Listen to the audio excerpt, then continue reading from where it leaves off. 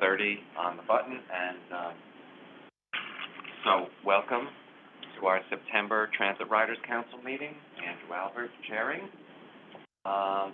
We don't actually have a quorum at this moment, so we will suspend the approval of the agenda and minutes and just move into the chair's report. I just got handed some really exciting information. I was going to tell you about a ridership record we hit on Wednesday, but we on Tuesday or Wednesday, I just got news that it went up even. It is now 3.875 million riders on the subways. That is really fabulous, moving in the right direction. And Bert did make it great. So that is great to see. With the bus combination, that puts us like 5.7 million subway and bus riders for the day. That's definitely getting closer to pre-pandemic. That's what we want to see. Much harder to commit crimes with lots of riders on board too. So this is all great news. Another piece of information, obviously, that everyone has heard is that cameras are coming to all 6,400 plus subway cars. Another piece of good news. And they are invisible. Nobody will know where they are. And we've seen the recording of them, and it is fairly high definition. And so it will leave no doubt as to facial recognition and who is where and doing what. Stuart. It may be good news. However, do they have people and staffing to monitor them? Yeah, they're not monitored in real time. Or not. But they are keyed to the train and the car number, so it'll be obvious if something took place, where and when it happened. Okay. So that's another piece of great news, and I've seen interviews on television and everything, and most riders are very happy to hear about that. Mm-hmm. So that's another piece of great news. We got a presentation on the capital program and how many things are involved in it, from accessible stations to extending the queue line up into Harlem, into East Harlem, and over so it joins, obviously, Park Avenue and 125th Street, so you've got an immediate Metro North connection. We've seen track and signal. We've seen all of this stuff. But I must tell you, when they broke it down by how it is being funded, approximately 27% of that capital program is funded by congestion pricing. So it is really important that we get that in place and feeding the capital program, because a lot of this stuff will not happen. A lot of folks have come out in opposition to it. We heard a lot of people speak at the full board yesterday in favor of congestion pricing, and why, and I think those were really well received. But we hope that there will not be a delay. I did speak to the head of construction and development, Jamie Torres Springer, about ways to avoid pollution in places like the South Bronx or over the Cross Bronx Expressway, and giving trucks and or motorists credit for tolls that were paid either on MTA bridges and tunnels or Port Authority bridges and tunnels might go a long way towards eliminating that possibility. So we will see what the TMRB comes up with. The pressure is on them, obviously, to come up with a plan that doesn't put too many exemptions, because that eats into the fabric of congestion pricing funding. But we will see what they bring to the board, and we hope that this goes through. We do understand that in the new legislative session, the state legislative session, which begins in January, our board and our MTA leadership will be pressing the state to provide ongoing sustainable funding, because the MTA is an essential program like police, fire, and sanitation, and needs to be funded as such. We just can't keep lurching from crisis to crisis every few years. It isn't good for employees, and it isn't good for riders. So you may have seen news about a Penn Station update. We have just approved yesterday a team, and Amtrak and New Jersey Transit are part of this, a joint venture by FX Collaborative Architects, WSP USA, and the British architect John McAsian, and he has been wonderful in getting progress on the King's Cross rehabilitation in London. We have a lot of the same issues, very complex track layout to the outside of the stations, connections to existing mass transit, like, so they have the underground, we have the subways at 7th, 8th, and Herald Square. So this team is now going to be giving an update, and there are many different options they will look at for the Penn Station updates. We will be brought those options as a board, but I know that option 4 includes much better access to the 7th, 8th, and the Herald Square subway complexes. We will absolutely keep you posted on the progress of this ongoing development, but this is really good news. I think everybody was very happy to hear about this new team, and this architect has done wonderful work. And I know that New Jersey Transit and Amtrak are sharing in costs and other things having to do with this logistics, so that's very important, because it's not just a Long Island Railroad. And it's important that these things happen quickly, because once East Side Access starts and some trains are left out of Penn and rerouted to Grand Central Madison, this will be easier to do the work. There will be fewer trains coming in and out of Penn, and it is important that we do that before Penn Access, from the New Haven line comes into Penn Station. So there's real pressure to get this done and get it done right. And I think we have a great team in place. Jamie knows exactly what has to be done. So that's good. You may have seen rankings of stations.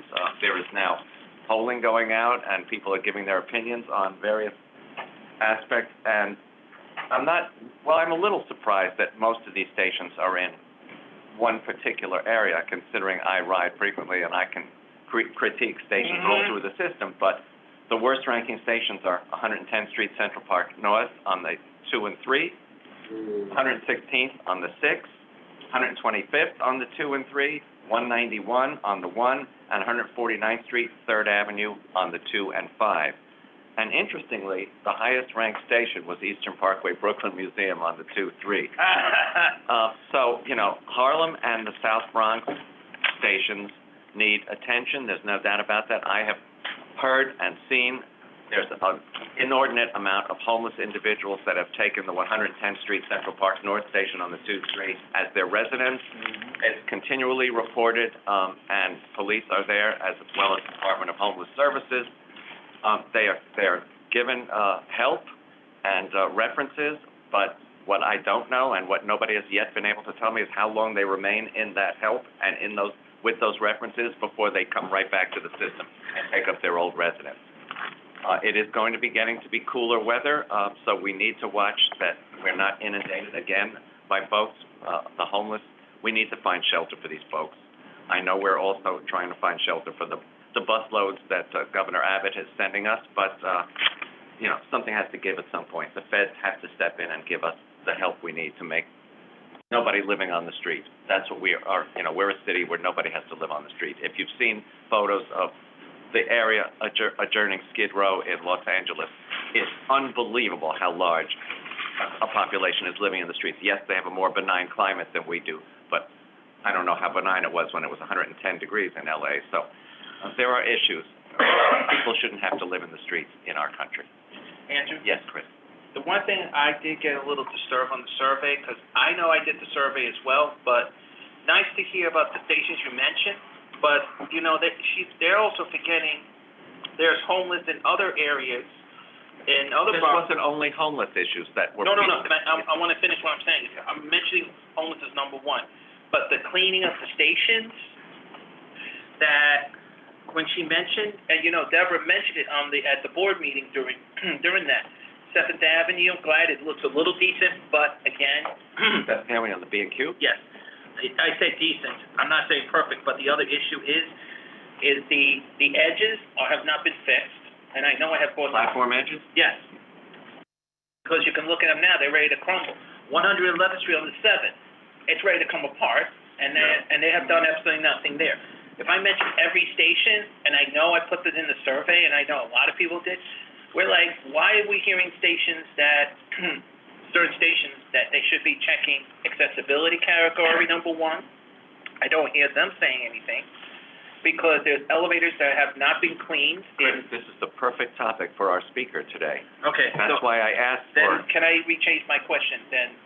A different question that you mentioned about the station's accessibility.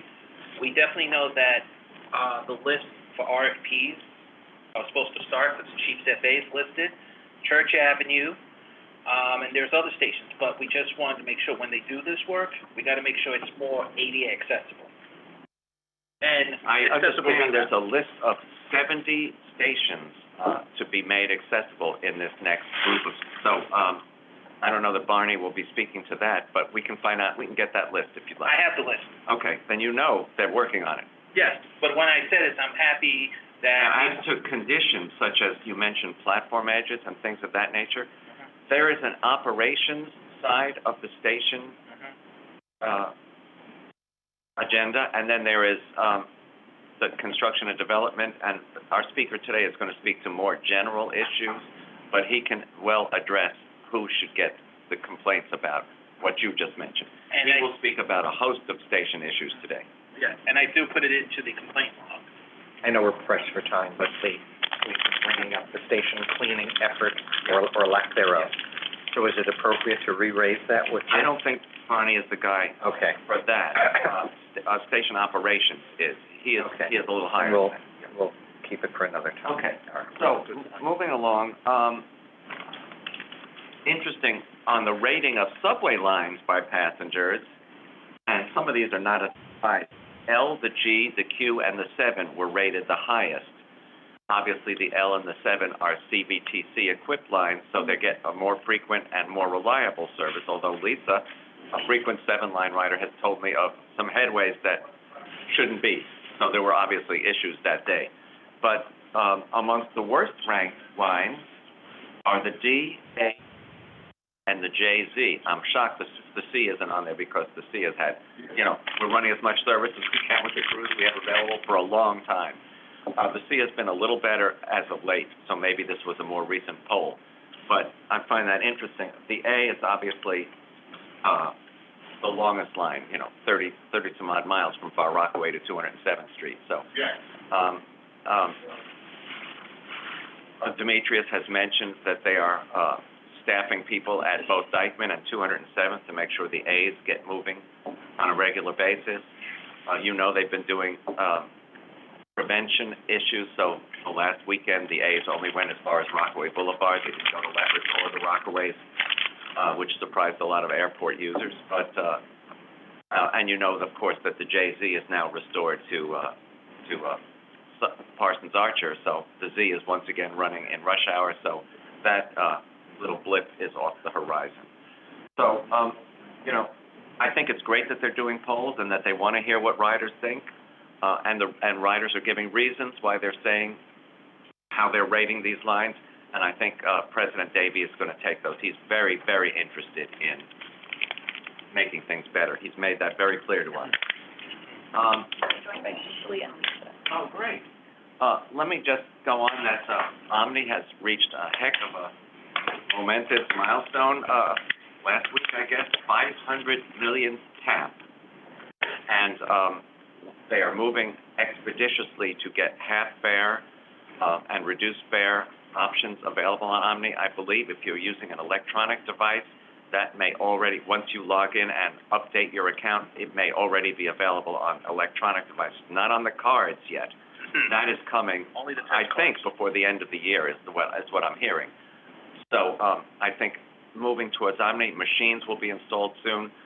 They won't obviously remove all the MetroCard vending machines because a lot of folks are still using them, and we're not ready to replace all of them. But you'll start to see Omni machines in the stations as well, and tapping is fast. On a bus, it's amazingly faster. Needless to say, I've seen people tap on an SBS bus, and compared to how long it takes for it to absorb your MetroCard, spit it back up at you, 4 to 5 seconds. This is really going to make bus boarding and bus leaving much quicker. It will. Have they said anything about the popularity of the card itself versus your own credit card? Because They're not ultra popular yet because they're available in major drug chains and other places, but you will be able to get it in Omni vending machines soon too. So Right. That's great. Andrew? How are you? Good to see you. Welcome. Andrew? Almost ready. Yes. Can I answer the question about the reduced fare, because I'm on the test pilot? just to answer everyone, right now, we're asking everyone, and I'm making this clear for the record, that right now, we need everyone to please fill out the first step, because you have to choose the card or the app, because it will be easier. Q has mentioned this. I've been having meetings with him. Right now, it is up with numbers, but if everyone who has a reduced fare card now should be choose the card or the app as soon as possible, because when we get ready to switch from this card or that app, there will be something coming up in the future. They are supposed to be discussing something next month in October's meeting, the board meeting, and with that, we will be keeping track. There is a new reduced fare vehicle coming out by next month as well. Thank you. Let me get through a couple of quick items, and then we'll introduce our guest and get right into his presentation. You have the presentation? Okay, great. Let me move on quickly. I think everybody has heard Andy Byford is leaving Transport for London. He is coming back to the United States. I know he loved New York. Hopefully he's coming back to New York, but we'll see in what capacity. He's done a great job in New York and in London. I don't know what his next steps are going to be, but hopefully we'll find out. Chris's enjoyment, I am sure, Accessoride is coming out with an app that is going to be usable much as all of the other kind of train and There is an app. It's just the new updated one. It's an updated one. They showed a pilot of it at the board the other day. It's very impressive. You'll be able to track your ride, how far away it is. It'll give you a price right away and who your ride supplier is. Including the PCA. Yeah, I mean, it sounds great, and we hope that this proves very successful. And finally, I hope everybody came here on mass transit on car-free day, because mass transit is clearly the way to go. And not just on car-free day, but on most days. And if you saw the bus reroutings yesterday because of the UN assembly, it was unreal. Buses that you'd never expect to see on a transverse were there, and way, 20, 30 blocks away from where they should be. Everything was rerouted yesterday. It was a zoo. So we wish the UN General Assembly success and a quick farewell so we can get back to a semblance of normalcy. And now our Chief of Stations, Barney Gray, is going to tell us about what he does, which is as opposed to operations, as I told you, Stuart, earlier. He's going to speak to the general issues associated with stations, what they're finding, what they need to do, and how often inspections take place, and all of that. So thank you so much, Barney, for being here. Thank you for the invite. I appreciate it. And just a note, I don't even have a car, so every day is car. You and me. This is one of the few cities you can do that in. You bet. Presentation. Car is always one step ahead. That's what she's coming into Smith 9th Street. There you go. Are you?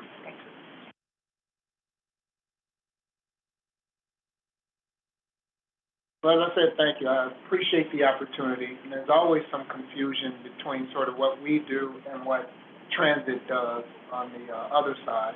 So I'm going to just walk you through that, give you some information about my group, the folks that represent our group, and the sort of variance in the work that we do. I'm going to allow you an opportunity to ask me some questions at the end, but please feel free as I talk. If you have questions along the way, don't hesitate.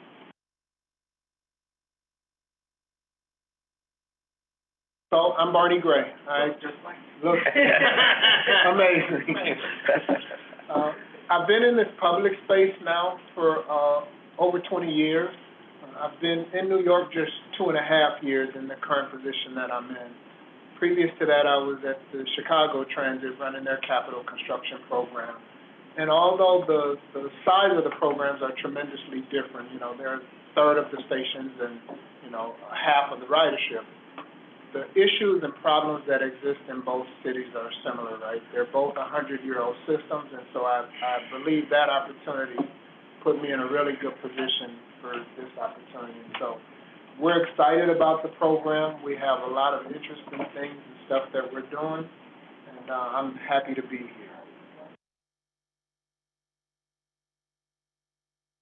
here. So C&D is made up of 9 business units. The station's business unit is one of those 9. I'm going to try to recite them off the top of my head. Long Island Railroad, Metro North, Bridges and Tunnel, Signals and Train Control, Systems and Security, External Partners, which is EPP, Small Business Mentoring. How many did I get? I think I'm close. 7 or 8. And stations is 1. I think that is infrastructure, B&T, station, small business, Metro North, Long Island Railroad, Signals and Train Control, External Partners, and Systems and Security. And our work is really comprised of everything related to work at the stations. Although we sometimes, depending on the magnitude of the project, will work outside of the station's limit, primarily we're geared towards working in the station. And my counterpart in infrastructure works on everything outside of the station as it relates to, the track in the station. And then, the other business units can work on either side of both infrastructure and stations, but we really like to think about it in those sort of categories. When you say, when you say the outside of stations, where does the inside versus the outside happen? At the top of the steps? Yes, and outside, so at the top of the steps, and then outside of the platform area. Got it.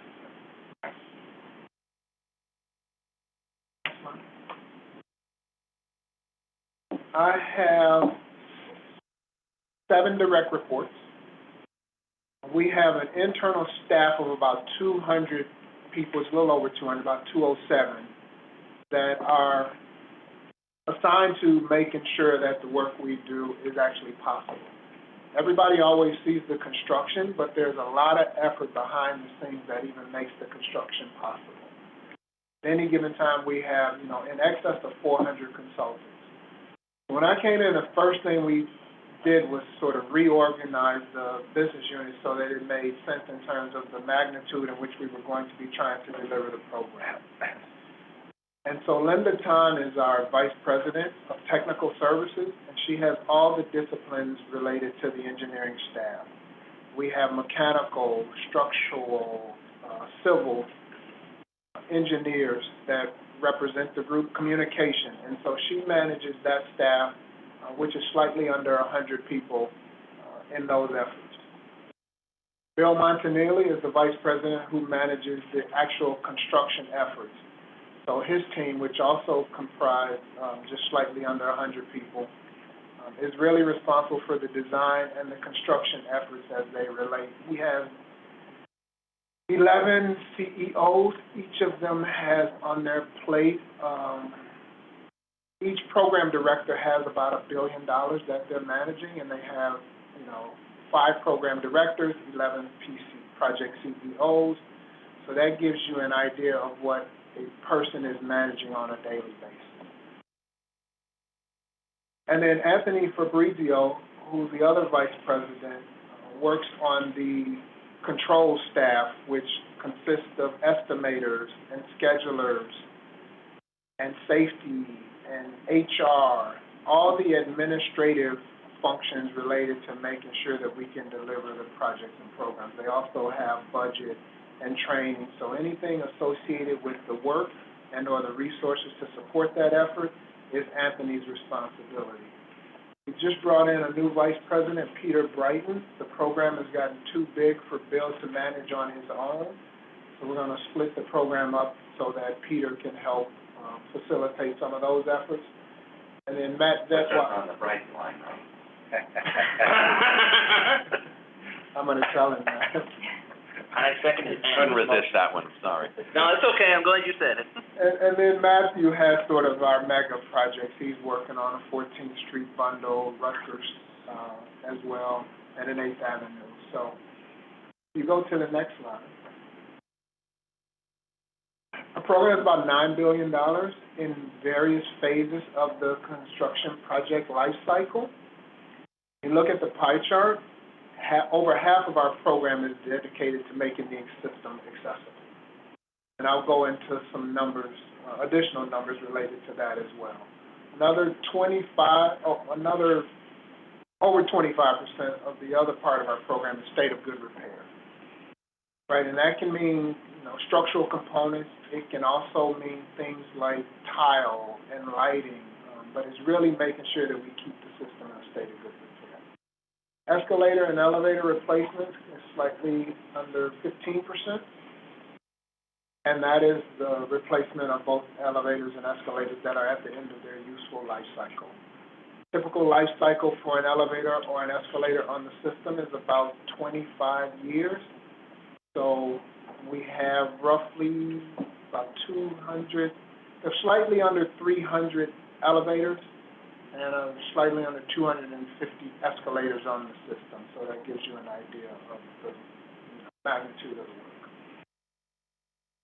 Because of the program and the impact that it has on the ridership, we have to sort of look at the program in advanced years. So right now we are already working on 23 and 24 commitments with respect to what projects they will consist of and what impact it will have on the ridership, so that we can minimize. We don't ever have the luxury of shutting the system completely down, and so we have to try to bundle our work and work in a manner that has the least impact on the rider community.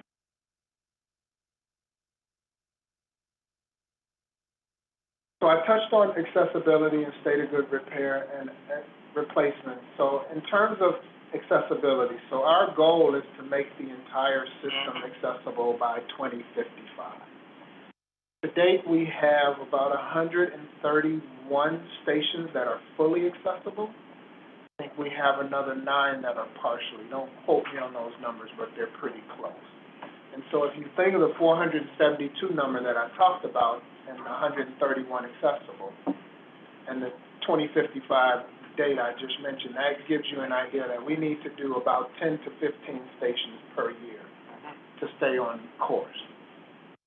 There have been some years where we've exceeded that number, but in general, we can look in terms of those numbers with respect to accessibility.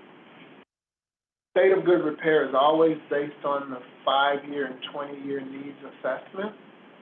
And so every 5 years, we do a condition survey with respect to what condition the stations are in. That, coupled with how much money is available, tells us sort of what we will do every year with respect to keeping the system in a state of good repair. And then, as I told you, with respect to replacements, there's 20 to 25-year life cycle. I don't know the number that we do on an annual basis on those, but they're at the end of their useful life cycle. We're trying to replace them. The thing that's not mentioned here is it's part of our state of good repair and mostly accessibility, but also state of good repair when it comes to renewals, is we try to incorporate art into our station program. So I know you've been to some stations and you've seen some phenomenal art in some and you've seen art in others.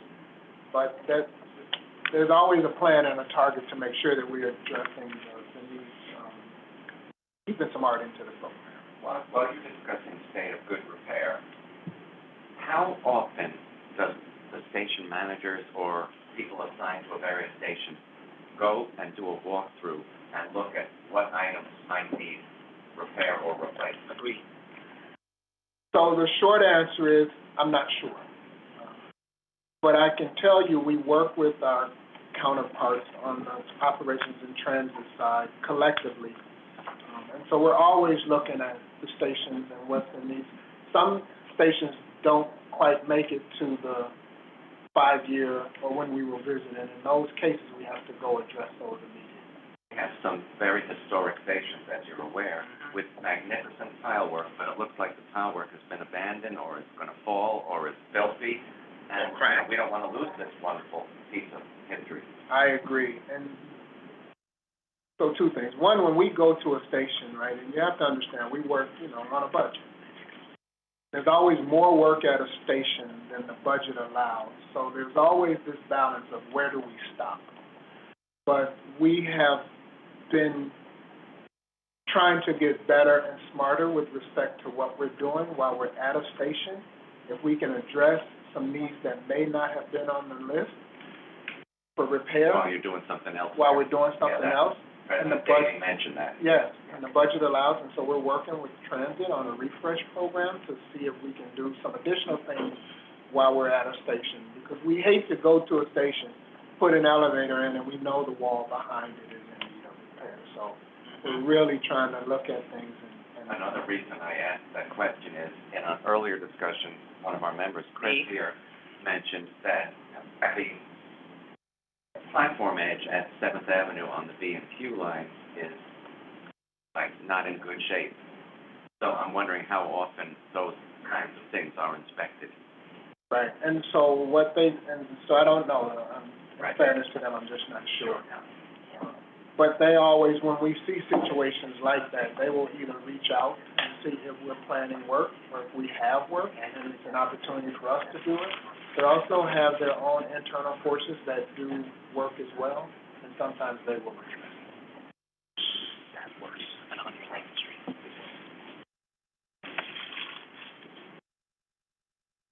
So again, everyone always sees the work that we do, but there is a lot of not only resources, but planning that goes into the work at a station or any station on the line.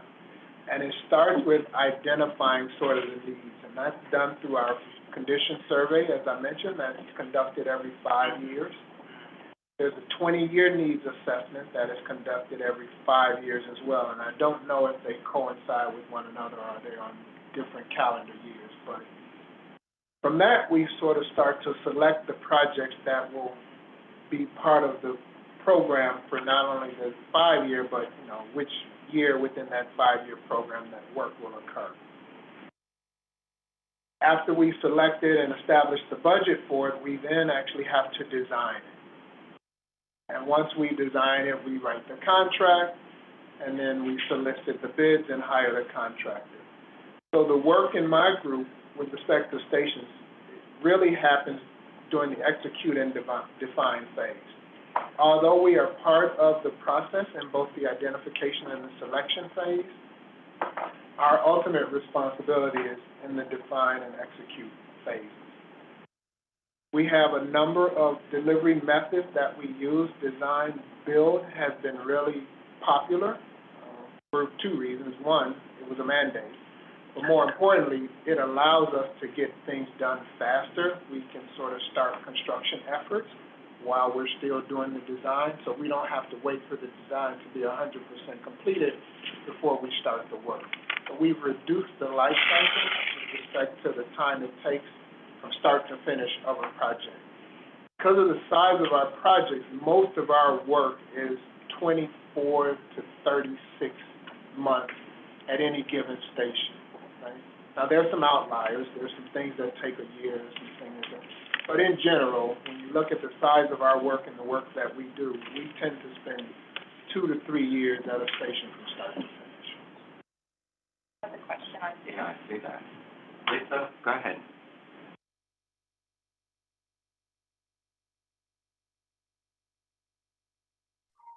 Hi. I'm sorry I can't be there with you in person today. This is really, really interesting, and thank you so much. I have a question about the station refreshes. Are those part of the work that you do? How are those stations selected? And one of the things I've been kind of wondering about is how communities and businesses can get engaged in helping to fund some of those, through some kind of maybe participatory budget or discourse with the MTA. So Transit has been sort of facilitating that effort, but actively they reached out and we've been working together to look at the stations that we will be visiting and if there's an opportunity for us to piggyback off one another. But that effort is really being led by Transit with us sort of collaborating together to make sure we're doing it smartly and efficiently.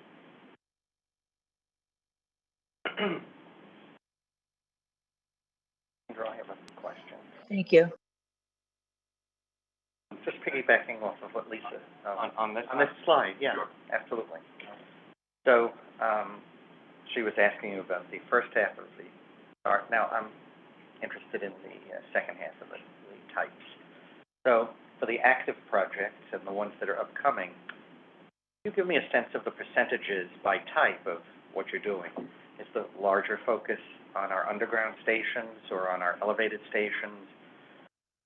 If you could, rough percentage-wise of what's in the active group now and what's upcoming. Sure, that's fair. So I think underground stations represent about 60% of our stations.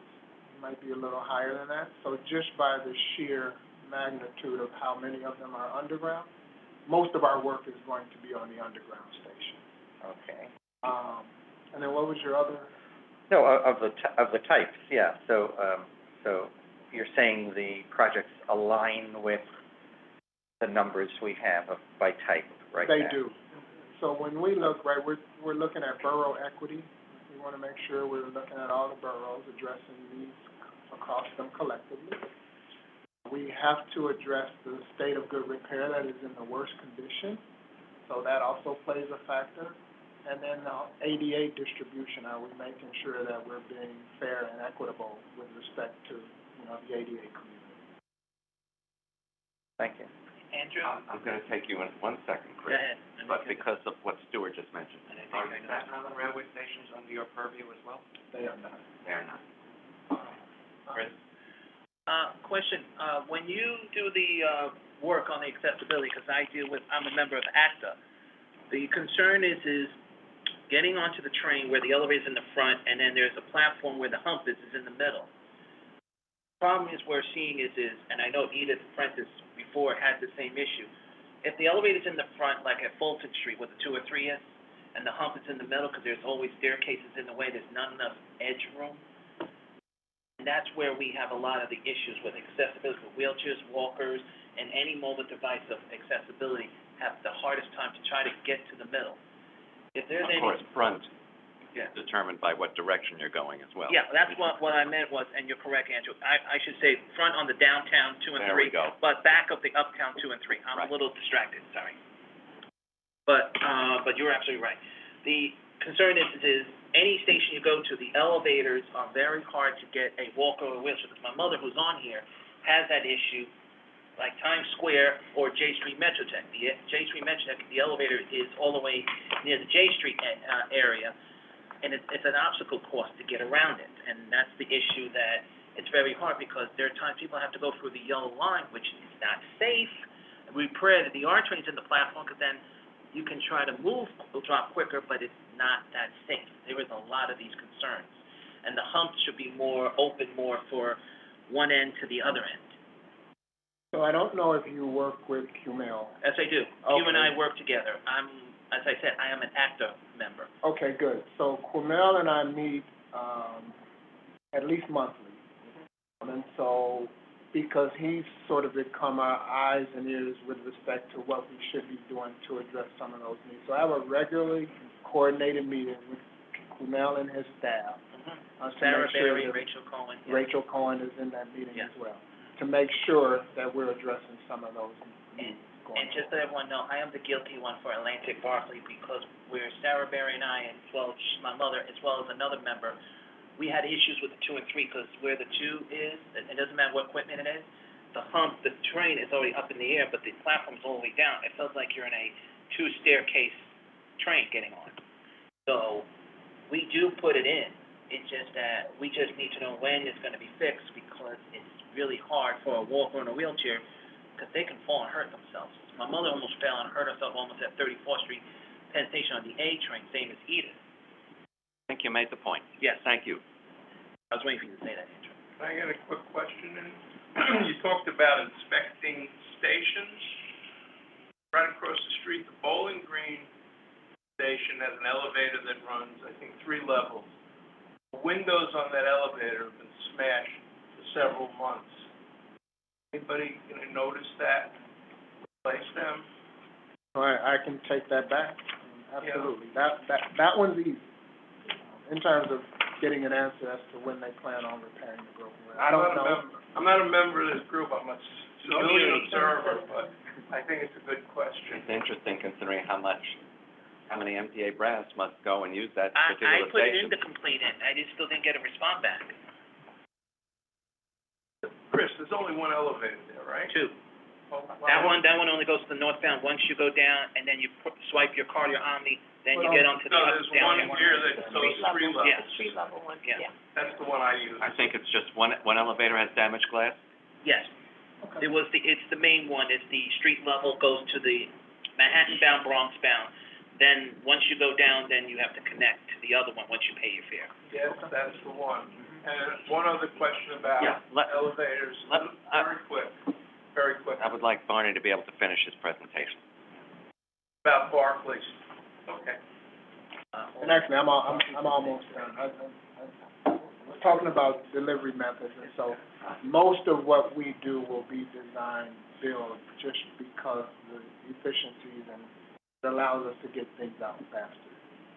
We do have some projects that will be design bid build, and we're looking at some progressive design build, which we will get out here in the near future as well, which is even a faster process than design build because we do less design on a progressive. So we're always looking at delivery methods to see if we can do things a little faster and better.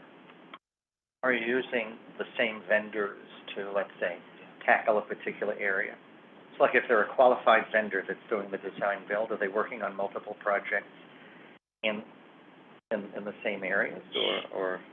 Sure. So, there's a selection process for all our contractors. Right. And, as you build these big packages, you start to limit the contractor pool that can bid on those. So we're aware of that. So we're trying to make sure we keep stuff where we get the best competitive bids and the number of bids. So we're always, looking at making sure we attract the additional contractor community within our work. Thank you. Right?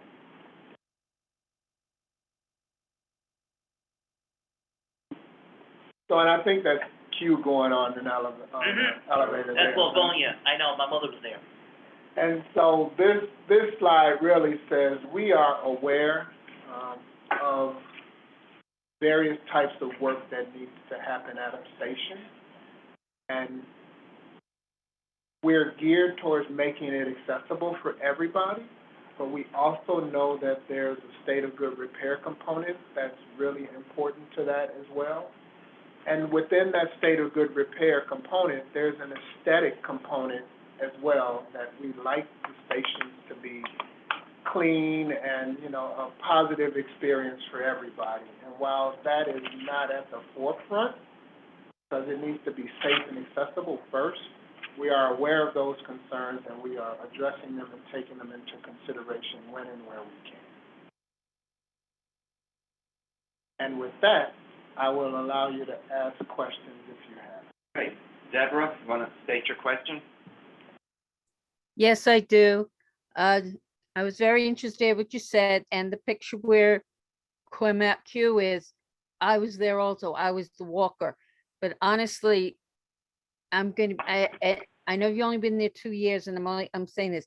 Whoever keeps designing where the elevators are, I know physically where you can put them anywhere you can. I do understand, but you don't take into account how old and narrow they are. Because when you have to go in with your wheelchair or walker, it is very painful because the vibrations go right through your body, and you have to be careful because a couple of times people who are homeless thought they'd be cute and pop out and try to scare me or try to push me. And it's a very serious dangerous. That's what is dangerous for us. That's why, and also the gaps. The lady apprentice and I both almost fell through to the tracks in our wheelchairs at the A34th Street station. And what I really would like to see is more emphasis that you make sure the whole station hump is big enough for persons like myself who can get on and off right near the elevator. I am tired of having to people do not want to move. They have no understanding of the ADA etiquette. They are unbelievable. And I'm not the only person, but I'm one that's saying it. It is frustrating, and I would appreciate you even take a bunch of us out and test to see how much room, measure it with us there. that'll give you even a better idea of how to really make it truly accessible. And also try to ramp as many stations too as possible. We don't have to worry about people shoving us off the elevators because they have to get up there first. And they don't have seat. And they're like, haha, it's funny to push a disabled person out of the way. So I'd appreciate if you can work on this with us. Thank you. Thank you. Mr. X. Only concerns me is that at the station, a little bit inactive, posted signs. It's okay, there are post signs, but this is the date, but no time. This one occasion, for a section station, be it the N train, the S train. The elevator was working, but several workers said it wasn't, they were testing it, but they didn't state the level of what's happening, which I don't appreciate. Working, leave it alone. If it's inactive, fix it. It matters. But I don't have to break it down, get it stuck like Generation X.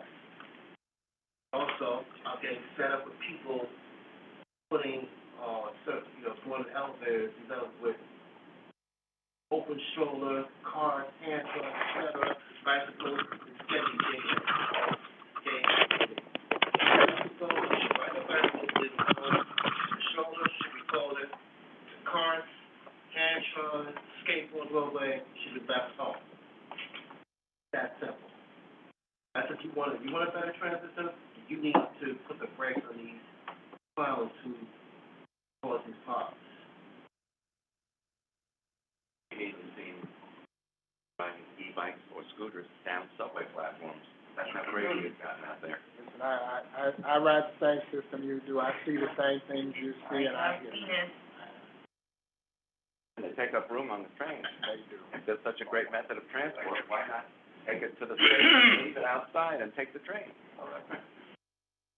Any other questions for, oh, yes. He has a question. Go ahead. I know Barclay Center Station is private, some kind of private hands, but you said you'd refer us to the right people.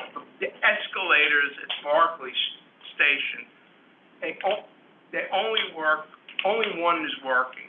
So you go up by escalator, down is always off, and they have barriers to discourage you from walking down, which I wouldn't want to do. Why is the private sponsor, and I forget which real estate company. Barclay Center. Is that it? Yeah. Why are they allowed to only maintain one escalator when there are two? And again, I know it's not directly not an MTA problem, but it must be in the contract somewhere where they have a performance standard to maintain. So withhold their rent.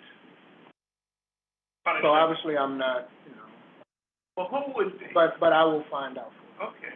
And if you say there's a barrier to prevent you from walking down it, doesn't that imply that work is being done on the escalator? It does, but it never, I go there a lot. My doctors are No all. signs there saying, No, Andrew, there's no sign No, for the there's no escalator. sign that says will resume.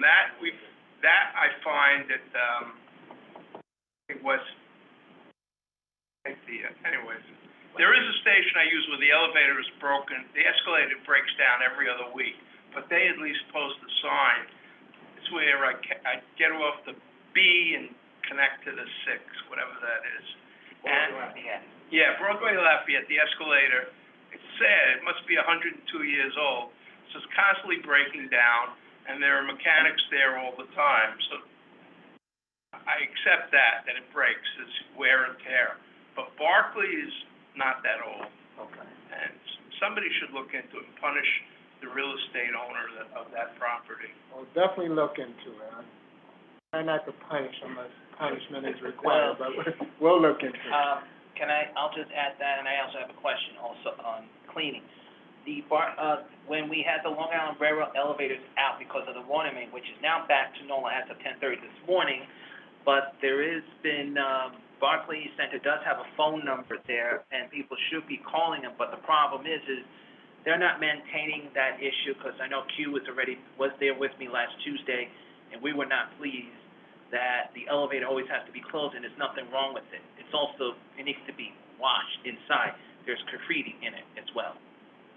And now getting to that other, my main question is, and I actually have, Andrew, can you pass this to him? Because there's a reason. These are certain elevators, and I know Edith used to do this, so I'm doing the Edith edition. There are certain elevators that, A, have not been cleaned properly, or, I'm not gonna say because we're all eating in here, but they did some inappropriate stuff in the bathrooms, and it's in my complaint logs. The other issue is you mentioned maintaining elevators. There was one elevator that I'm seeing it so many times go ins and out. The Edith Prentice elevator, which is EL123, EL124, 175th Street. It goes in and out, and there's no reason for that elevator. That elevator is definitely a dinosaur. And if we are gonna have to be repaired, I hope the plaque does not get stolen, because that plaque is I'm sure the plaque will be well taken care of, Chris. Yes, I know, and I already told him that I will take care of it if I have to, put it in my safe or hide it somewhere no one can find it. So I can tell you what I can do on my, so some of the items on your list, I can look and see if and or where they're, scheduled to be replaced within the existing capital program, given the age and some of the issues. And if they are not on the schedule, I will get this over to the operations folks and see if they can. They do have the list for 125th Street on the A, B, C, D, and I don't understand, that one's in better shape, but 175th, which is the part of the George Washington Bridge, a lot of people uses that elevator, and one person almost got stuck in it. So it is a concern of safety, and we want to make sure that that elevator is getting people to the bus terminal. Lisa? Thank you. I'm wondering if you have a list of the stations that you could share with us that are sort of next up, that you're taking a look at. I know that there are different components of each station, but there are some stations that, as a whole, I think could use more than a refresh, and definitely could use. It looked like they haven't been touched in certainly more than 5 years, because I know one in my neighborhood has a sign that says, "Make sure you get your tokens on Friday, so you don't have to wait in line on Monday." That sign's been there for a while. So I'm just wondering if there's a list of the stations in an order ish that we could see.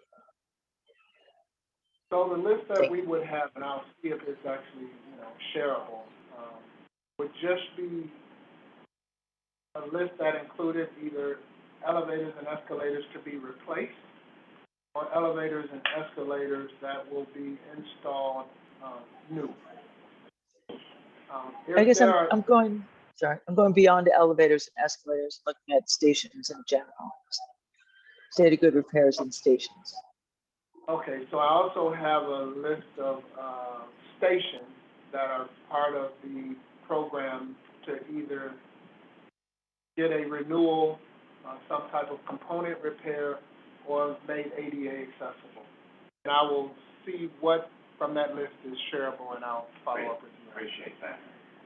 And that actually raises what to me is the all-important issue today, which is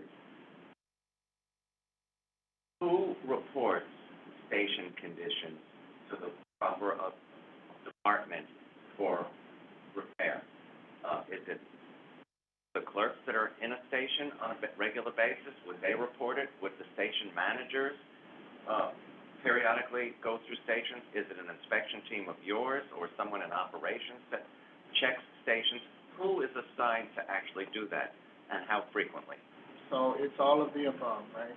The attendant sees something, they should say something. If a worker or a janitor sees something, they should say. The attendants told that they should do this? I'm pretty certain they are. We all are, work under the same umbrella. In addition, the inspections we do, we're part of the condition survey. So there's a team going out to every station doing those inspections so that we can. So right now, we just finished our 5-year assessment of the station. I can't speak on the operations transit side because I don't know their schedule, but I'm sure they go through a similar process. So what you just did, you won't do for another 5 years? Correct. What we just did, we won't do for another 5 years in terms of assessing the station for the repairs that are necessary. They have a different responsibility with respect to their inspection. Was recently in Seventh Avenue on the B&Q and saw that the platform edges needed work. Somebody from operations would be going around and looking at that? Somebody from operations is probably already aware of that, and It's been a year. they'll either say that it's part of an upcoming program to be repaired, or we need to get someone out to do this on the operations Because you side. had the opportunity when the queue was out during the summer, that would have been a great opportunity. When you clean the platform, you should just put something to hold it in. And that's Rich Davies' philosophy now. When you're doing work in a station or you're closing it, do as much different kinds of work as you possibly can, like they're doing on the concourse line now. Yeah, Which is why we're collaborating with each other to make sure we're doing that. But if there's an immediate need that comes out of the survey, because you're focusing on things in the longer term, right? Right. That information's being shared with the other group? Absolutely, Right, yes. okay. That's important. Jason? Hi, Barney. I need to bring your attention that at my home station, Atlantic Avenue Barclays Center, there's a particular elevator 302. The signage is still not updated yet. It should say to add the elevators that are located at 62nd Street, Utrecht. Utrecht. Exactly. But it has the ones that are at 59th Street on the 4th Avenue line.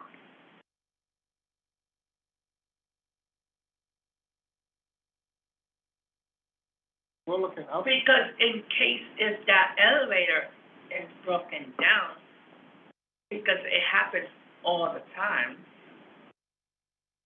And my other concern is, for the past 6 months, the staircase that is near that same elevator has been closed down. I wonder why is that? And I believe there's someplace on the website, and I don't know, I can't direct you exactly, but there is a place where you can leave comments, questions, concerns related to specific stations or elevators and escalators. And I'll certainly do what I can to look into some of these for you, but I would encourage you to do that as well. Because Barney, in this particular spot, we're talking about staircases. We're not talking about escalators or nothing. We're talking about The regular staircase. we're talking about regular staircases. The signage is right, that is on the elevator at EL 302. That has to be downtown side. And the other issue is that the staircase that is near that same elevator that I'm talking about, they are closing it down for quote-unquote repair work, that people are forced to take that elevator, EL 302, that oftentimes it breaks down.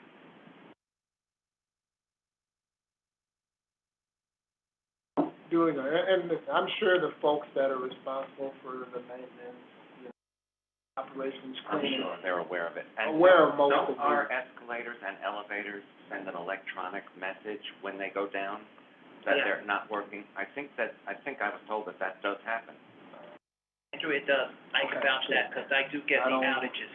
How can you vouch it? They don't send you the message. No, they give me the emails. They give me the emails, and I get the emails when an elevator is out, or one escalator I only keep a track on is Brighton Beach.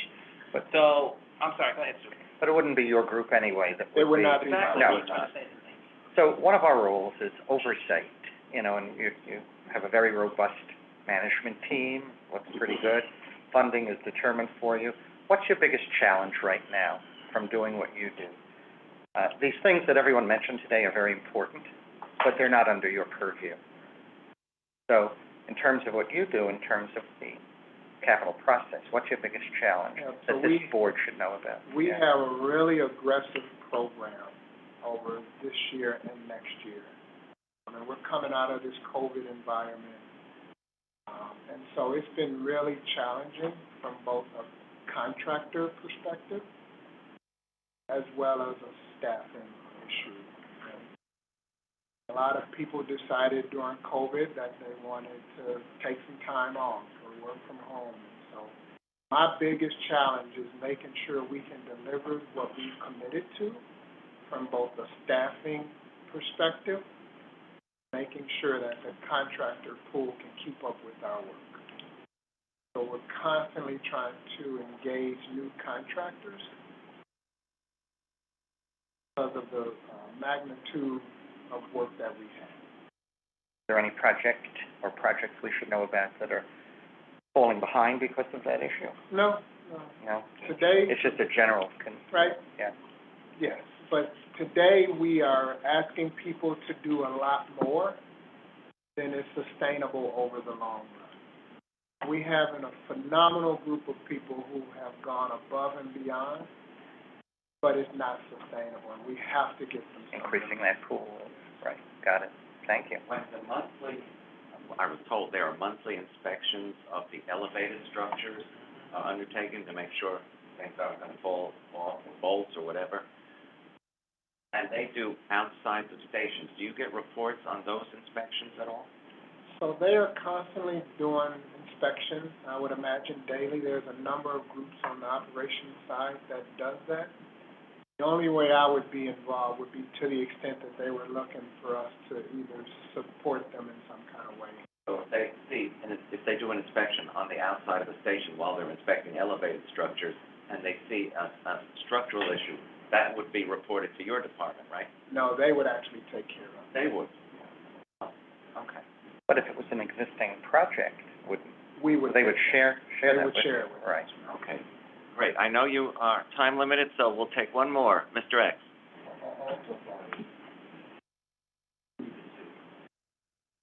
I just went off 14th Street between 7th and 8th Avenue. I first discovered it almost 30 years ago. Need to be open that fast. Sitting there.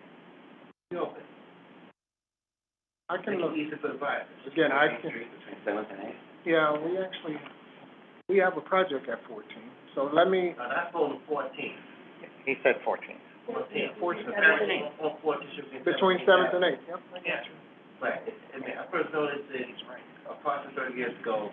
It connects the It was L already closed. mezzanine with the, Don't need to close it, you don't need to close it, should have kept it open. And also, 34th Street, made an 8th and 7th line, you could build a passageway between them. You could build a passageway between them, Herald Square, make it easy for the riders. We'd have to go out there way. I also have some really good ideas in terms of what we could be doing, but, you know, understand, we're limited. And we're a humongous system that takes a lot of effort and work. Oh, Bonnie, very quickly over here. What about Sixth Avenue on the L, the conditions on the wall? That there were plans that doing the Canarsie tunnel work, that there was supposed to be work done on that station. There's ADA work that's going to be going on. Yes, Andrew, but what about, work in that station in general? not only ADA work. No, that means they're gonna work on everything. Everything. Everything? I believe that's the philosophy now, I think. It's listed on the RFP, I can vouch that, because the community put it in, Schumer had put it in, and it was a press conference, it was mentioned already. I definitely mentioned it to you a year ago, a year or two ago. Let me say thank you so much, My pleasure. for being here and for answering our questions and for telling us what you do. Yeah, and thank you all. Your questions and concerns are valid. To the extent that I can address and answer some of them, I will, but I encourage you to visit the website. And Kumail is a good voice for you, so please utilize him because we meet on a regular basis, and, And keep in mind, some of the issues we're raising are not ADA related. No, I get it. Station related. I get it. Yep. Thank you so much All right. for your time, Bob. Thank you all. Thanks.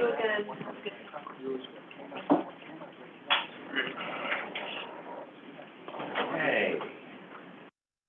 Moving on to our next part of the. Could we do a debrief for a moment? Sure. Before we move on? I second that So emotion. I think what Lisa was raising and what I was raising, because we had these concerns before, whether there's equity in the, and he's not making those decisions, in how these projects are being addressed by borough and by line before the That issue up, though. Right, and we raised this before the pandemic when we met in the other boardroom when they were telling us about the new elevator rollout, and we wanted to see that displayed by line and by borough. So that may be something, if he does share those lists with you about the active projects, if it's broken down and shared with the board this way. The other thing that he's telling, because remember what our role is, besides advocacy for the writers, it's to do agency oversight. He's telling you about an issue with procurement and the inability to get vendors or a broader pool of vendors to do the work, because staffing's been an issue with COVID and even before COVID. So I would ask Lisa to maybe let's follow up in an executive way, because remember we talked about impediments to procurement with changes in procurement rules, or whether that's an impacting their vendor pool. We talked about that last year. The lack of vendors came up at the board meeting yesterday, Right. When it was mentioned that we only have 2 car manufacturers to choose from now. I think Right, that's an industry-wide issue, not just for transit, but construction. It's ramping up, but there are, there used to be an old joke, it's whose turn is it to get the big project? So even 10 years ago, there were a limited number of vendors. And Right. now there are even more limited number of vendors. And there are different rules in place and the cost of the projects are so high. But that's something that we can pursue both internally and externally with some of the trade organizations, who represent some of the contractors to find out what kind of work they're doing. The diversity committee had a really interesting presentation on Monday about how they're working to certify more MWB and DE firms so that they can elevate them to with more experience and bring them into the bigger contracting and construction picture, and be less to raise them so that they're less subs and can become more of the primes. And I think that that's a good focus for the future, but it doesn't necessarily address the issues that are being faced now. But yes, we'll do that, absolutely. One of the things I also took away was silos. It sounded to me like, well, I can do this, but I can't do that. And there are, I stopped here, but I can't do that. And that was one of the transformation points that we were kind of hoping would go away, but we were also afraid. Labeling of become the entities of worse. his entity stations is a misnomer, because he's really only focusing on those projects that are in his portfolio. Yeah. But Um, it's welcoming to hear that if there is something that's passed on about a project that they're working on, they'll get that, and, Yeah. Yeah. I still think I- we will get things done faster by, when somebody reports a station issue, I report it to Demetrius and he'll take care of it. So That's one really of the things, absolutely, one of the things I raised in this You're freezing, Leslie. Andrew and I met. You're Can't hear you, freezing, Lisa. yeah. I'm sorry, you're freezing up on us. Better? No, we can't hear No. you at all. Okay, I'll stop, I'll, Now, You're back. okay.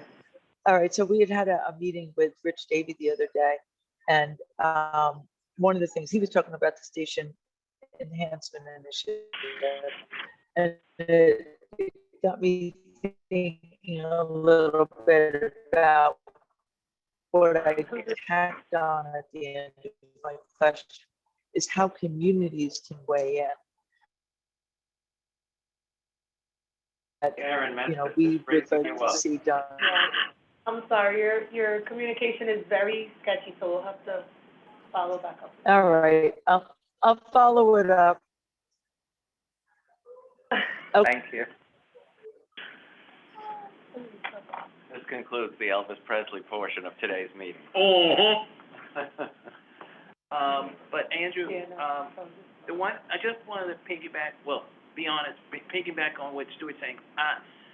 The only thing that I've been seeing that's been getting, I'm not gonna say perfectly, but decently, when you do put these complaints in to the MTA complaint system, it's a miracle you do get a response back, or if it's regarding, let's say, I'm gonna use 111th Street on the 7th. I put it in, and I took the pictures, and I still have the pictures. It looks like, somebody beat up the whole station apart, and the ground on the platform, the Manhattan side of the 7th. When you got a response, was it an automated response or an actual response that addressed exactly First, I got a what? response that says, "Thank you, we will get back to you." Yeah, That's and the then, automatic. that's the only thing, but, as I was repeat, I have not gotten a response about 111th Street. That's one station. I did put in for 7th Avenue, and to be honest with you, I did get one response back, and then I told them that it's still not been fixed. So this has been going on, COVID or no COVID, still not been fixed on the Coney Island Shoot me an bound side. email of the issues at 111th Street, and I'll address it as well. I'll forward it to you in the next few minutes. Okay. We need to move to old business. Does anyone have any items of old business? I'm gonna ask one question. Station cleaning, did we get an update? And then if it's a no, we'll move on. We did not. Are you talking about Fulton Street, the issues No. there, or? We Just talked in about in general. general with the schedule and, the double speak that we had from the fellow who came to chat with us. We did not get a further response yet. Right, so But I'll I ask. just raise it again, I and will. because it's still an ongoing concern. Fulton Street is intermittent, but I'm not getting granular today. Right. Mm-hmm. Right. All right. I believe. Deborah, what's your issue? Old business. Old business. Yeah, I know, so, well, okay, it's all business. In reference for what Stuart said, Chris said, about when we do, many people I know, because I'm also on my local community board and I'm on the transportation committee, very frustrated because what Stuart said about cleanliness, also issues we have on the outside stations, and we report it correctly, we're not always, we're given the automated response, but they're really not following through with us. If they even said, well, we don't have the staff or something, but they don't tell us anything. And that's very frustrating because, we're trying to encourage people to use the subways as well as the buses. And I will tell you, there's certain elevators now I will not go on. I put in the chat, I will not go on 125th Street, will not, of the 4, 5, and 6, I will not get off there. It took me 20 minutes just to get on an elevator to go up. The elevator was filthy, it was packed. Then when I tried to go the elevator to the street, the way they built it was in a dark area. And people were shoving and nearly knocked me down. And I broke doctor's orders and I climbed up the steps. And I told I even told John, I will not get off that station anymore. I will take a bus there. I will come in accessorized. It is very frustrating. Also, Chris and I do have the apps to let us know when elevators and escalators are out. And that does help to a point. But of course, you can't help it when you get to the station. Like example, I get to Times Square and the elevator to go up it just was turned off or something happened, they do the best they can, but also when you're going between stations, there's not enough Wi-Fi system, so I understand why I won't always get the right answer. But then I learned enough to go uptown, to cross over, to go back. But we do When you get those when you apps. say We you do have don't the get apps. answers, Say you it said you again? didn't get answers. From whom did you address this to? To the This- station managers, my chair, I purposely also have my chairperson of my local community board. We put the complaints in. And we're very used to, we're used to not always getting answers. We're very used to it. We're not, You I'm didn't not get saying, answers from your community board either? She didn't my get a commu- report, no, she no, not get a not response always, back. not always. And my chair, we are frustrated because we're trying to maintain, to keep, yes, we're outdoor stations. And that includes the B and Q, as well as we do have it, the F, and we do have the N train, and we do try to let them know when there are issues. And it's like, I don't know why we're not getting responded back, but it's frustrating. Okay. I bet you if you polled all the community boards and see if they got proper responses back too. Okay, thank you for it. Thank you for letting me speak, Andrew. Thank you. Sure. I think if you give a complaint to a booth agent or someone in the station, you're not likely to get a response back. But if you don't see action, just let us know, and we'll follow up. Sorry to I'll- interrupt. I have not ever given it to a station agent after how I've been treated by a few of them, and I'm not in the mood to, one, it's against the law to do anything inappropriate, and I won't, because I won't break the law, but some of them are so, I understand it's a stressful job, but I make sure I mail it in or go through the apps to put the Thank you, complaint in. Deborah. Andrew, Yeah. just to add one thing, and I did put a complaint, like Jason mentioned at the board meeting about, If you don't mind, people have their hands up. oh, I'll wait then. Eric? Speaking of station agents, is there any plan to have them resume their full duties? They will kind of shut down because of COVID, wouldn't, you know what I mean? Yeah, I do. I haven't heard anything lately. I think at one point there was a plan to have them stroll around and give assistance and help with machines. And it's possible when the Omni machines are beginning to be installed, they may resume that possible role, because I think that would be great. I think people will not know exactly how to do it, and certainly in the first group of stations. Yeah. But the old Hopefully the days, instructions will be self-evident and you'll figure it out. now they won't take money, they won't merge cards or anything because of COVID. I hope that it's down the road, that's gonna. I hope we'll get back to full staffing. The only stations that do it, it's only on the list on the accessibility website page, on the FTA. Only those stations that will only switch your cards, not energize them. I go to, Stone Street. But eventually COVID is over, that's what the president said, so let's encourage the MTA to catch up.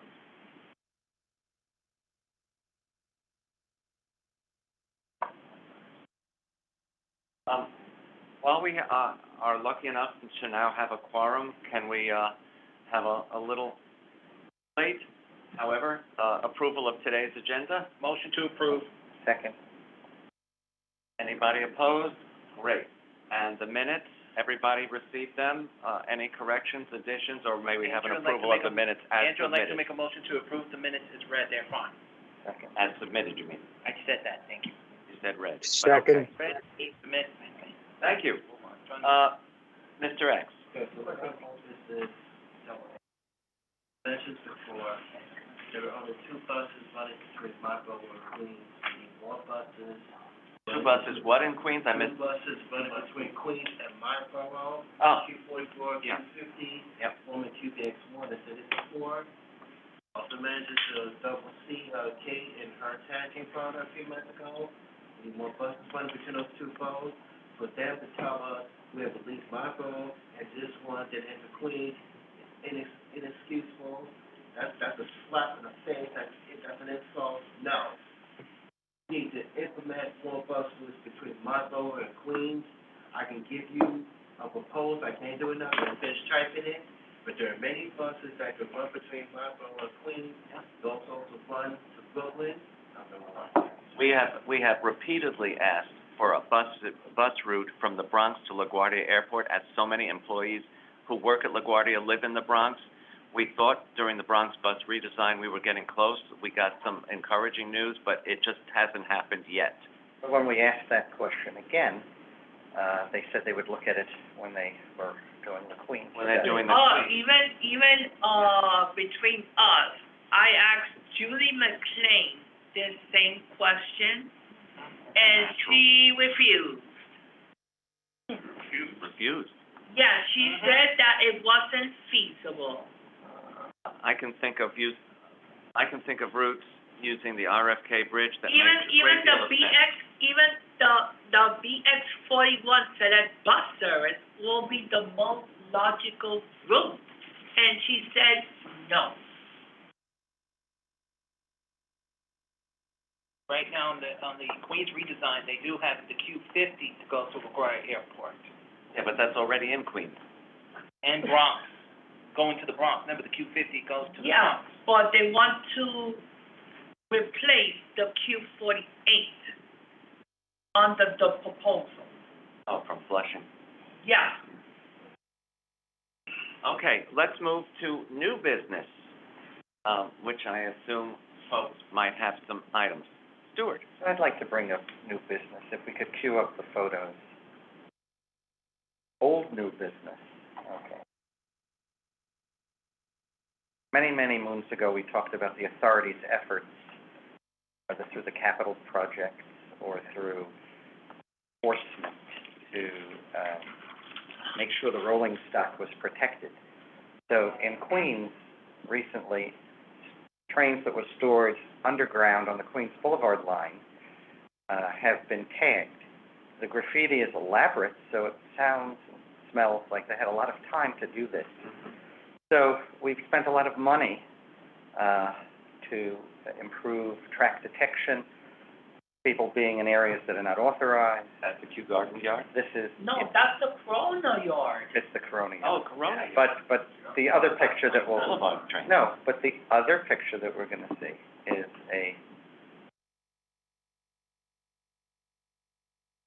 is the one from Queens Boulevard.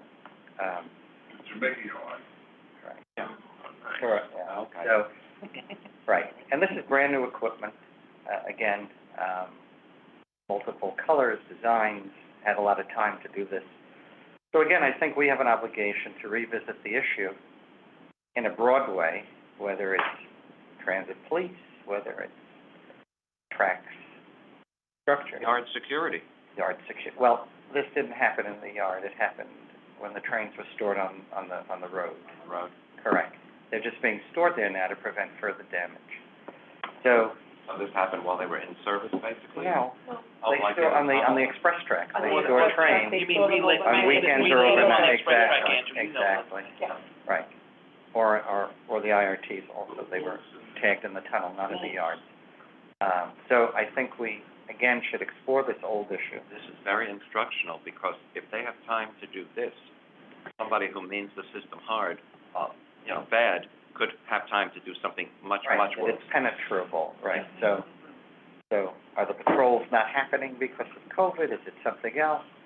Are people complicitous in letting them in and telling them where to look?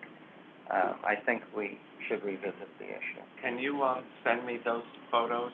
And I will send them to Inspector Porteous and see, what he says.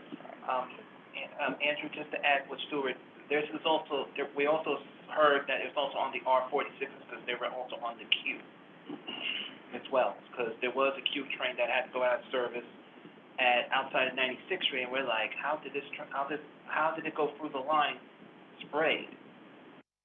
And the Q had to come, when they said there was a delay on the Q, I see a graffiti train passing through Kings Highway in max speed, so there was no way I could take a faster than a steel and bullet picture, unless you want to be blind with the sun with that paint they had on. But related to what you said, that if it's system security and there are other things that could happen, so we had the parade of trains this weekend. Mhm. So the R-32s are stored at a station that's closed, but accessible from a portion of the station that's still active.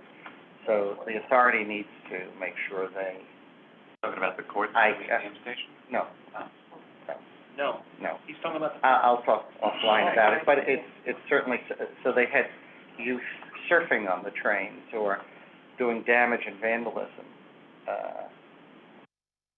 And I'll share the, I thought the only 32 Oh. now were at the museum. they're not there now. No, they're also They're being used for parking. filming, They're also- and they're not kept at the museum, no.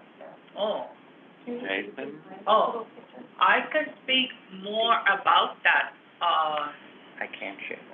stores. I could speak more about that. There's people that have been recording on TikTok going into cat cars Yes, on the 32. and all types of cars. Here on the 32. I've had it Not happen only on multiple the times. 32s, on the 46s, Right. on the 160s, on the 68s. Right, they're All stealing, these, they're vandalizing the trains and stealing roll signs and, or other equipment. taking Is it road all happening in signs, the same location? doing No. everything stored. I'm telling you, But all these, Queens is the target. all these people stored, they know people from the inside. Well, I sort of said that, if they're complicitous. And there might, the transit PD is not doing enough. Let's be real here. I will follow up on Monday, that. I spoke with Jason Walker about this. Because this past weekend, Chris and I were in the parade of trains. And you was there, Stuart. I was at Kings Highway watching. Yeah. And concourse, like they call it, they were doing the most imaginable thing. I won't imagine what will happen during the holiday train. So to piggyback on what he's saying, so over the summer, the Transit Museum had an excursion to the Rockaways. And in active service, a train, an R-46 train, you could see people who were unauthorized changing the roll signs. They're getting in the cab as we're passing through with the R-32 equipment. So, it's brazen, so it could be, You need a well, special key to right, change so those it could signs be, as well. that people have that or assistance, and the transit police were nowhere to be found. So, yes. Yeah, not good. And imagine, yesterday afternoon, I was at Times Square on the Broadway line, and for the first time ever, with my own eyes, I saw a person riding on the back of a R-46 on the end. Kids have been riding, I've seen them on Surfing. top, surfing the tops That of was the the first trees. time with your own eyes. Yes, What about, what on with the someone back. else's eyes? On the back. But I have seen this on my TikTok feed. All right, Jason, well, we gotta let other people talk, yes? I know. Okay, Mr. X. In order to improve the service, if we reopen the transit that stretches between the Brooklyn Parkway and Ocean Parkway, which was closed in 1954, can we reopen the Ninth Avenue station? Can you speak up a little? Where was the first one? Can we reopen the Ninth Avenue station, low-level platform, which closed in 1975? Can we reopen the underneath traffic that stretches to Ocean Parkway and Brooklyn Aquarium?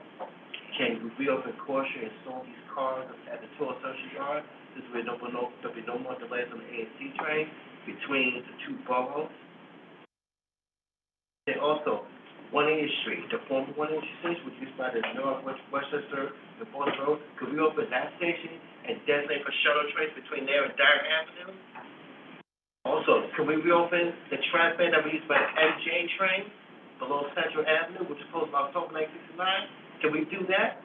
Wow, you're taking us back. These lines are there, and also, and also, if you have to suspend the J train due to repairs, I prefer you suspend it at Boulder Junction at Crescent Street for the obvious reason.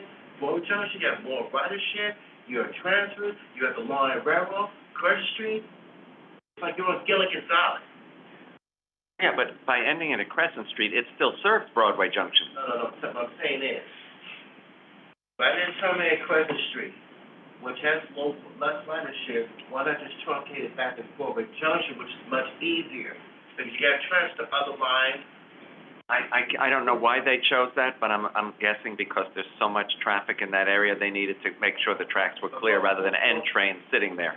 Broadway Junction is better than Crescent, because Crescent Street is Gilligan's. Well, they rebuilt the the lower side of the Archer Avenue subway now, so that Parsons Archer and Sutphin Archer are now a completely new track bed on both levels now, so we're cool. Also, once the next year Queens Plaza, can we finally use the express track at all times? Also, between J Street and Church Avenue, can we use the express track at all times? So we can get better service? It's getting ridiculous. The problem, and I expressed this when the F Express, and there's only two of them, I guess, when. Sometimes it's a third one, and then Yeah, there's a sometimes, delay. but until you rebuild the lower level of Bergen Street so that folks in that very important area Yeah. can have service, and you don't skip Carroll Gardens and, that neighborhood, to go from J Street all the way to Seventh Seventh Avenue. Avenue is far too great a population to miss out on.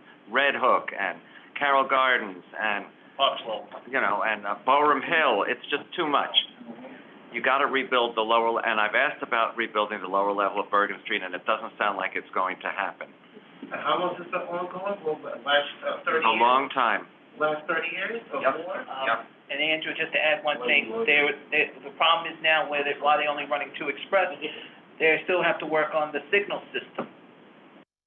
And this was brought up, And anybody that has ridden the F train south from J Street, have you noticed how slow it goes between J and Bergen? Yes. Come on, even I knew that. Really, really slow. So there's a lot of interlocking traffic or other things that got. Waiting for the G to No, there's not always a G in this case, at all. Trust me. Waiting for the G. No, there's a signal there to tell it when the G is, A time signal. Yeah, Yeah.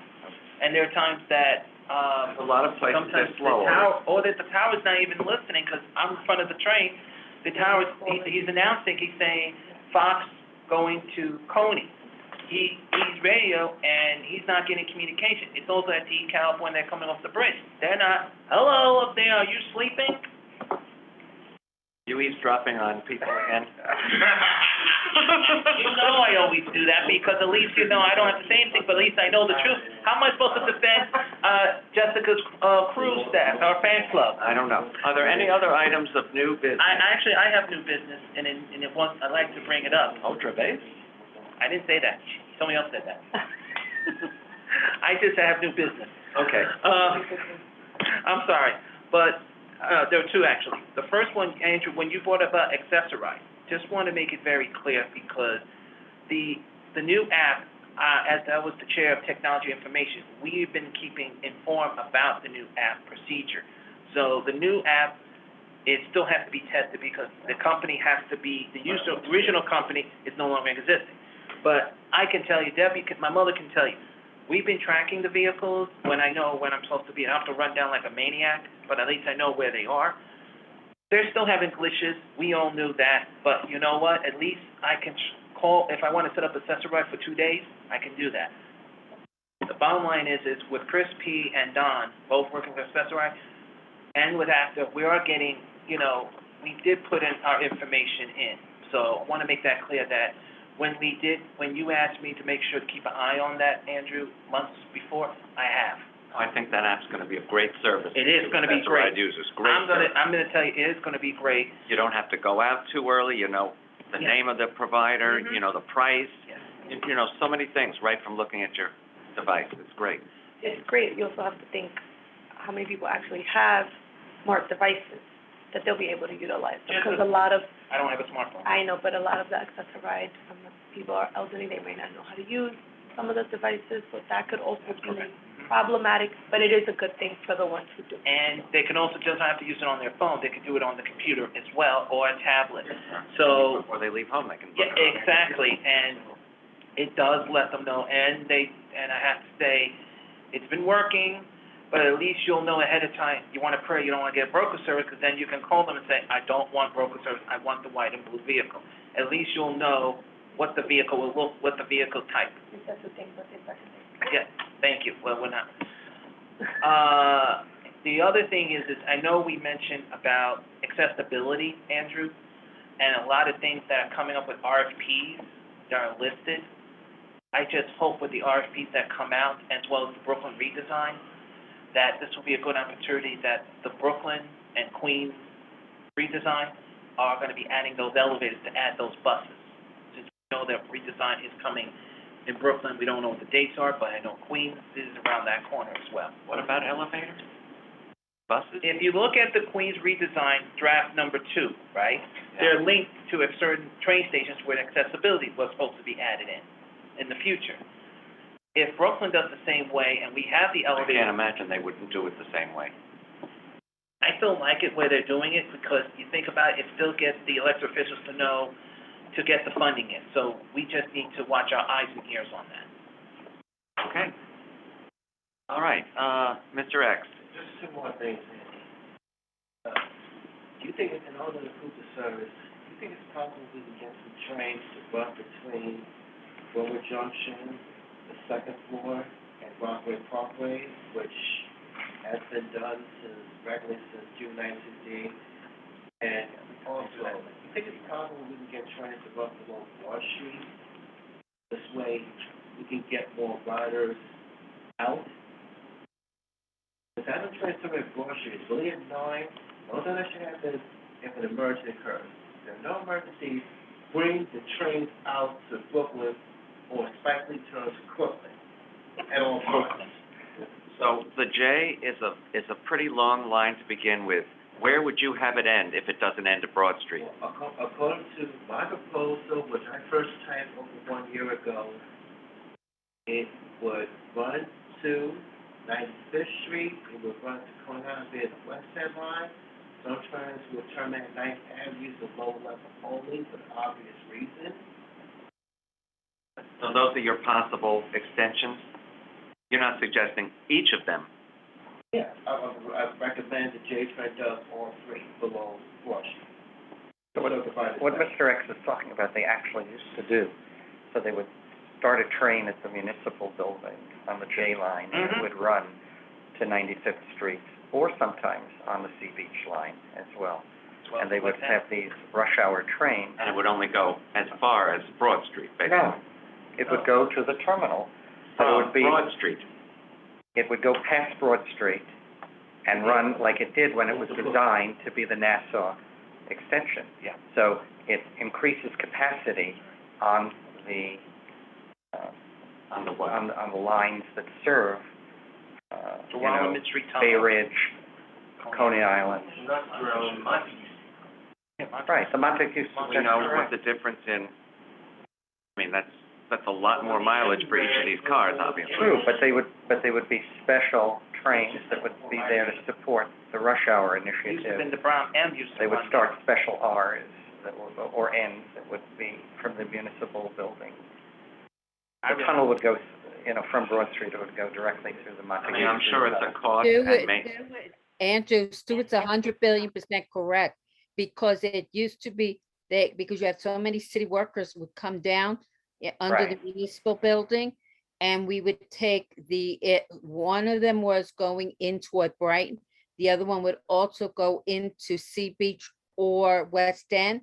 But this even happened before they made the major changes, because that's how my father used to go home, and many times my mother would bring me to meet him. We would go there, and it was fun because the train would go after Broad Street, after left left the municipal building, we went through the cutoff where the Montague train station is, and then when it got out to, finished getting out to Prospect Park, it ran express from Prospect Park to Kings Highway and then went local. And everybody in Southern Brooklyn was so upset when they ended that, because that's sped up your trip so quickly. And everybody also misses the Sea Beach Express that used to, when they did that with the queue, they used to do that years ago for people to get to the beach very quickly. And there were a lot of these specialized, and I missed the 9th Avenue when that shuttle used to connect, because that's how the Culver line really would be connected. And that was so sad they tore that down, because that was a great, if there was a problem on one line, you could switch to the other line. So. Well, I there were a don't, lot well, of I things don't that think, were well. They're interesting ideas, though.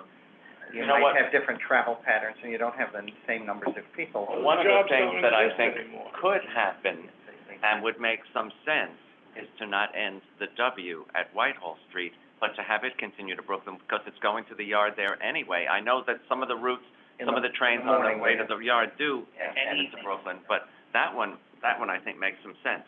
Especially what they do is, like last night, I saw a W running on the Brighton line, and it ran like a B Express. And it did take customers, and I said, oh, I got a bonus. Oh, I feel like I'm back in time. But adding what everyone's saying is also, when everyone, during the summer, when the queue was running on the, going to Coney Island on the Sea Beach and going back on the West End, it felt like, I have never seen so many people on a reroute queue, full trains, going from Atlantic Berkeley to Coney Island. That train was full. I had to let 2 trains go, and they weren't even delayed. And everyone's going to the beach. They want to get to Coney Island fast. They didn't care what train they were on, they just wanted to go to the beach. No, they only wanted the queue. They didn't want to go on the N or the F or the D. Yeah. Thank you, it was right, because Yeah. Atlantic, 36, 59, then Stillwell, bam! Okay, I think we've done what we needed to do. Fine. For the next meeting, I think we should add something on for new business. The news media is talking about this proposal for the Queensway, the park. We had talked about the Link versus. right. We had talked about the reactivation of the Rockaway Beach branch, And the big debate. and I think we should take a position because it ties into the relegation of the Atlantic branch to a scoot. Maybe, and there is a physical connection between Brooklyn and the Rockaway Beach branch. So if they're exploring. Along with yeah, that, you know where the line branches off from the Long Island Railroad, White Pot Junction. near Rego Park, basically.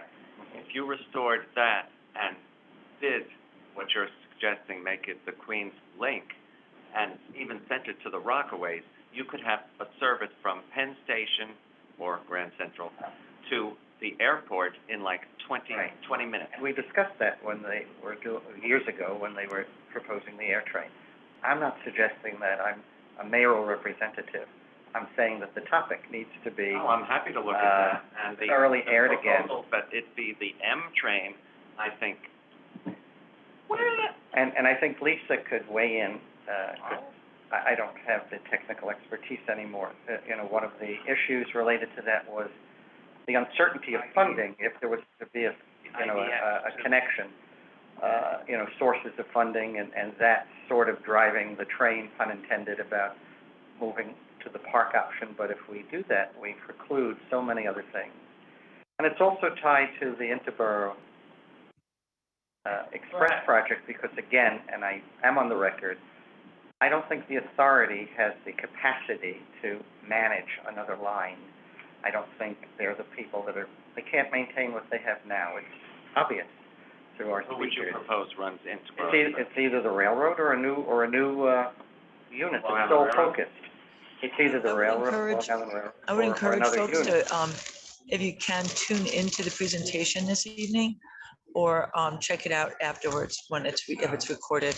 There's a lot of good information Right. about what they're looking at. There are basically three different options that they're boiled it down to for the IBX.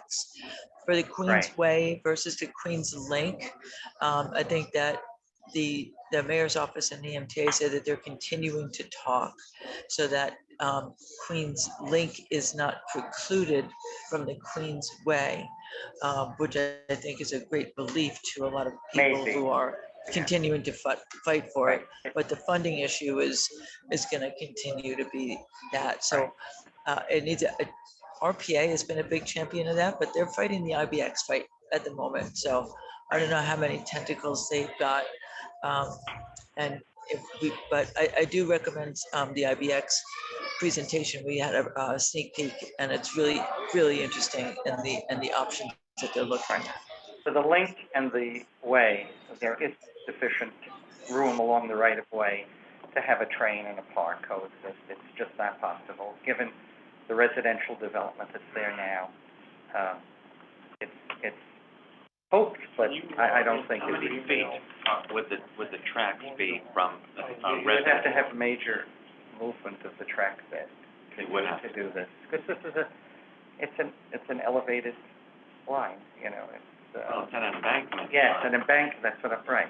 It's like a banquet railroad. Right, so the you know, you would then be encroaching on the properties that are right near there are some spaces where it's wide and there is property as you get closer to, Forest Park. But again, I would whether have that land's guessed that the available. IBX would be a railroad operated, If it is, it will be. on railroad tracks, basically. Right. I think it would be best if I don't think it would And there would be New York different, City Transit. there would be different challenges if it was New York City Transit. It would be largely outdoors. There would be, if we can't even contain the track beds now with the graffiti train, Right now, securing a a lot right of of, folks have thrown mattresses right of onto way. the, garbage, yeah. Yeah, I totally agree, because the tract itself is more praised, so I think it should be the LIRRR. Or something. I think that yeah. they would be bound by FRA regulations because it would be for IBX, because that would be using an active freight line in a large part. So since it's FRA regulated, it would, and I don't know this for 100%, but that would, to me, would be a natural extension to consider that it would be managed by railroad, since they Right. are It's FRA like what we had with affiliated Staten and Island associated. Railway, when they were under FRA rule. Yeah. So Okay, that, I mean, that's folks, well, something that we can also continue to follow up with, but there are ways of figuring that out. Now, they're still looking at 3 options. I mean, if it's a bus, it's not going to be operated by rail. So that's, you know, that's a different consideration too. Right. thank you all for a Motion to very adjourn? interesting meeting, and there's a move to adjourn. Thank you all, and we'll see you next month. I want to solve the problem while you're not getting my emails. So go into your inbox and see if you have something from me.